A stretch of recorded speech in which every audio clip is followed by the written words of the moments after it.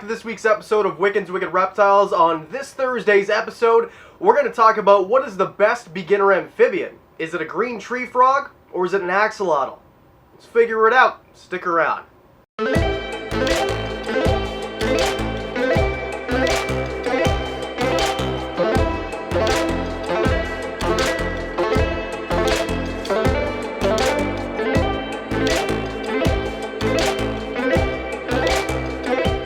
When I do these types of videos, I like to have one or the other animal sitting on my shoulder in my hands, but there's one rule when it comes to handling for both of these species that we're talking about today: no touching. So with that in mind, we've got Sarah the leopard gecko here, and she's going to help me out with this one. So let's get started. Axolotls are small to medium-sized amphibians. They're salamanders found in the lake complex of Xochimilcoy. Xochimilcoy. I think I said it right that time. These guys are critically endangered in the wild. There's estimates between 700 and 1,200 left in the wild, and that's it. Tree frogs, and we're going to be talking about American green tree frogs in this video because that's what I've got. These guys are found in the southern portion of the United States, closer to the eastern seaboard, kind of creeping into the middle, and they're definitely not endangered at all. You'll find them on trees all throughout the U.S. When you pick any sort of reptile, amphibian, animal whatsoever, the thing that you're going to think about at the very beginning is how big do these things get. You want to know the size of these animals when they're full grown, and the good news is neither one of these are giants by any means. Let's start with axolotls. Axolotls are going to get between 8 and 12 inches, sometimes as small as 6, but they're not going to get any bigger than a foot. They're not huge, they don't weigh a bunch, and even if they did, they're aquatic species. They completely live their entire lives inside of water. They can live outside of water. It's pretty stressful. They have this morph thing that they do. We'll get into that in a bit. American green tree frogs, on the other hand, these guys are much smaller, 2 to 3 inches on average. They are sexually dimorphic, unlike axolotls, so you're going to see the males get a lot bigger than the females. So when it comes down to size, it almost always ends like this. I'm going to give it a tie. Do you want something that's smaller, that doesn't take up as much space, or do you want something that's a little bit larger and easier to see from across the room? We're going to go one apiece. So these tiny little critters, you're going to want to know, what do they live in, right? How big is the aquarium or the terrarium or whatever it is that you encapsulate these animals in?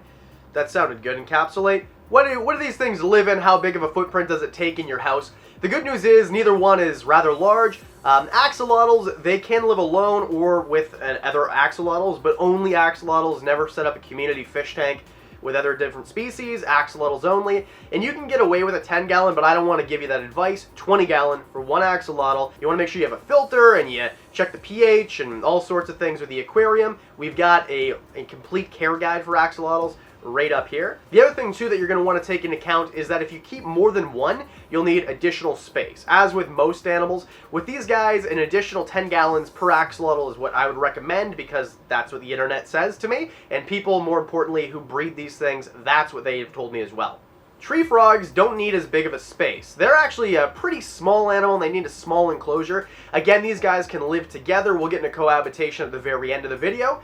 But these guys, a 10-gallon equivalent is the best way to do it. I've got mine in a small Exoterra front opening enclosure. It's 12 by 12 by 18 inches tall. That's perfect for up to 3 frogs. Some will say up to 5. I'd say between 1 and 3, but of course the cohabitation thing, you're going to want to stick around for that if you want to keep more than 1 frog. For enclosure size, I'm going to give this one to the green tree frog because it just takes up less room, and of course you can make it a bigger enclosure, but you have the option of keeping it smaller. For that reason, it's going to be 2 for the green tree frog and 1 for the axolotl. Now let's get into heat, humidity, and lighting, because the temperature and the environment that these guys live in inside the fish tank or inside the aquarium or terrarium, in the case of the frogs, is obviously very important. And these guys both don't need high heat or super high humidity. Now, axolotl is a humidity thing. Let's rule that out right away because they live in water. You're not going to have to worry about that. Their temperature is very low. I was shocked. To be honest with you, I never thought about getting axolotls.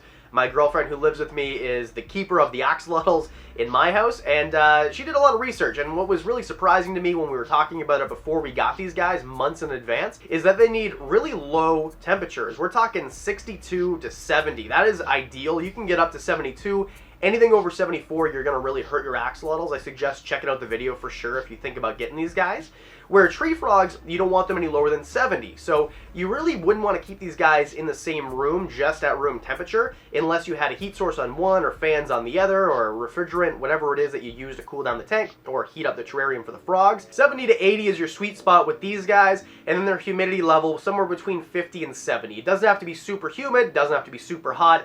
A lot of the time you can get away with just room temperature with these guys, or if you have a reptile room, that's perfect. You're probably going to be right around 75 degrees. So you're A-okay.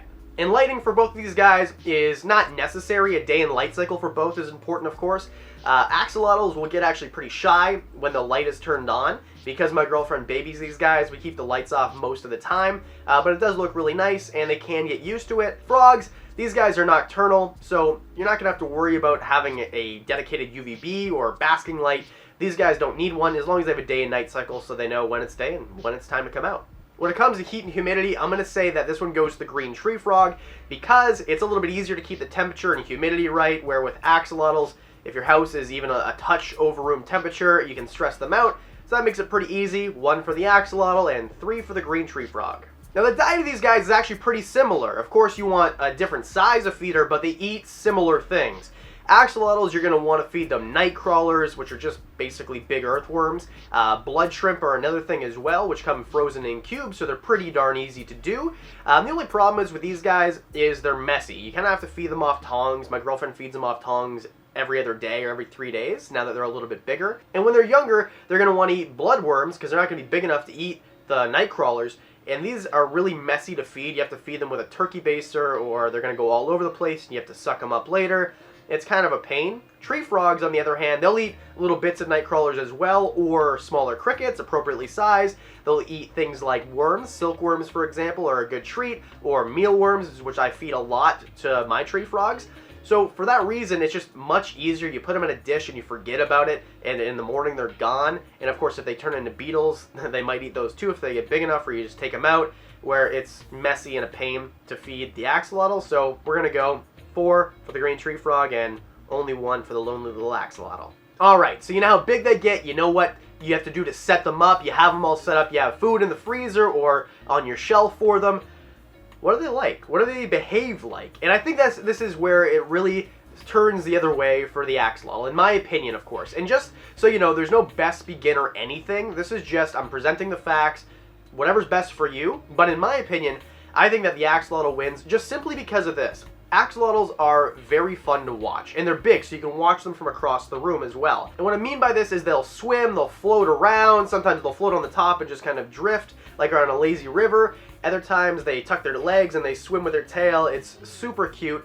And then when they eat kind of like a shark. Like, it looks vicious, but because they're so small, it's cute. And of course they crawl across the bottom, leaving these little footprints in the sand if you choose to leave sand as your substrate. Where with tree frogs, they're only out during the nighttime, which is more common with axolotls as well, but you will see them out during the day. Tree frogs, I almost never see mine out during the day, and because they're so small, you have to be kind of watching for them, and they blend into their background a lot. I just think that they're not as fun to watch. And of course, they do make this croaking sound if you get a male. Each is an individual. Mine, I've only heard do it once or twice. So, where axolotls, they don't make any sound at all. So maybe this is a plus for you if you want to hear your animal make noises. But for me, I don't like the croaking in the middle of the night, and the axolotls don't make any sounds whatsoever. So, in my opinion, it's more fun to watch. Behavior, I'm going to give this to the axolotls. Oh yeah, one thing about behavior I want to mention, I'll lump this into this category just as a side note. If a tree frog loses its leg, it'll lose its leg. This is not going to happen, likely. But with axolotls, they can actually regenerate their limbs. So that means that if one bites off the other one's gills or leg, it'll actually grow it back. We're researching this in the science field. It's really interesting. Again, watch the axolotl video. I go into more in depth there. Again, we got it 2 for the axolotl and 4 for the tree frog. And of course, none of this means anything if you can't find them or afford them. Good news, really affordable, and they're really easy to find for the most part. Tree frogs, we'll start there, are like $15 at the max. I mean, these are super cheap. You can buy for like $5 at expos. Because they're really plentiful, they're easy to breed, they're wild caught sometimes as well, and of course they're really easy to find. They're everywhere. Even if you don't find them at an expo, you can likely source them there pretty easily. Axolotls are becoming more available, and in fact I see more of them at pet expos nowadays than I do with tree frogs, but I think that they're more popular, or they're gaining popularity right now.